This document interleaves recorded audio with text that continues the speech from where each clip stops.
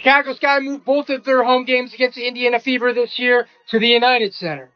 Now, the United Center is the largest stadium in the NBA with almost 21,000 seats, which is more than double where the Sky normally play at Wintrust Arena. Angel Reese fans were talking real spicy, hyping up her impact like she was about to redefine the league, but reality just hit like a full-court press.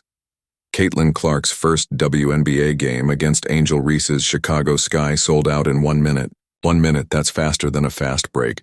Faster than it takes to refresh a ticketing page, and yet some people are still pretending this isn't about Clark. Tickets sold out. And tickets sold out in 5 minutes. They sold out in 5 minutes. The United Center sold out in a minute. Sorry, not in a minute, 5 minutes. A minute. It was a fight even trying to get tickets. Seats kept disappearing. They started $200. Back in 2007, you get season tickets for that price. You can go and get season tickets probably a year ago for that price. And so was all that trash talk just for clicks, did Angel Reese's fans fumble the bag? Or is this the ultimate revenge game in the making? Buckle up, because this rivalry is getting juicier than courtside drama with a Mike TB breath. 1 minute, the time it takes to tie a shoelace, pour a cup of coffee, or check a text. That's all the time the Chicago Sky needed to sell out 20,000 tickets for their highly anticipated matchup against the Indiana Fever. And let's not kid ourselves. The reason is as clear as day. Caitlin Clark, from Iowa to Indiana and now to the biggest basketball cities across the country, the Caitlin Clark effect is more than just a catchy phrase. It's a movement. The United Center, home to the Chicago Sky, saw its 20,000 seats vanish in just 60 seconds. And no, not 5 minutes. Not 10. 1 minute. That's how long it took for Fever fans to take over. Was supposed to be Chicago's home court. People were fighting just to get in, tickets disappearing. Before their eyes, back in 2017, you could get season tickets for what a single seat costs. Now, a year ago, some teams still had season tickets available for that price. But now forget about it, and here's the kicker. Chicago, a whole professional basketball team, practically packed up their home court and handed it over to Indiana Fever fans. Because nothing screams home court advantage like willingly giving it up to the opposing team supporters. But don't worry, Angel Reese fans will tell you this is all because of her. If you listen to them, you think she personally signed the lease on the new stadium, built the seats, and installed the hoop herself. The reality, the Caitlin Clark effect, is very real, and it's hitting the league harder than any press defense Angel Reese has ever faced. Let's be real. There's only one reason this game turned into the hottest ticket in town, and it has nothing to do with Angel Reese. No, this is about the one rookie actually moving the needle in women's basketball, Caitlin Clark. Yet the narrative must be spun, the Angel Reese effect. Sure, let's pretend that's a thing. Even though people were treating these tickets like a sneaker drop just to get a glimpse of Caitlin, the WNBA knows exactly what it has here. 5 matchups against Chicago this season, that's not an accident. The league understands that people will watch, they will pay, and they will show up. And quite frankly, I'm ready to see the Indiana Fever walk the dog on the Chicago Sky. Some Chicago Sky fans. There really are. But as you guys can tell, not every Chicago Sky game will sell out this year, even in their 10,000 seat stadium. Most won't sell out. And the Fever are going to sell out every single game immediately. But don't take my word for it. Just wait until opening night when the Raw show begins. Sky players are about to experience what it feels like to play an away game in their own S. The stadium will be filled with Fever fans who didn't come to cheer. For the home team, they came for one reason and one reason only.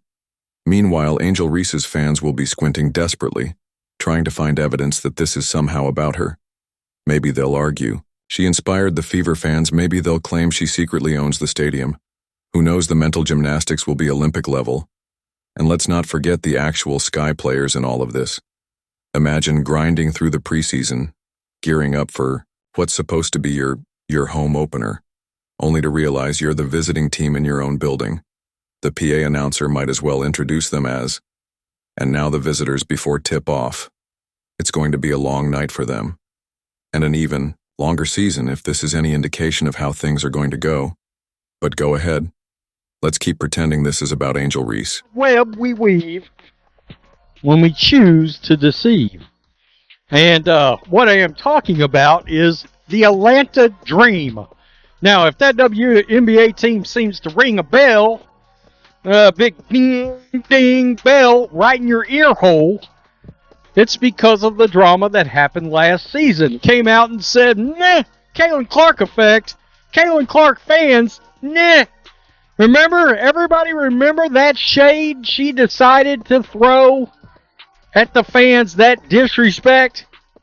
Anybody forget that? Well, my goodness. There we are right there. Let a Dream under fire after co-owners Caitlin Clark fan comments and Sky disrespect.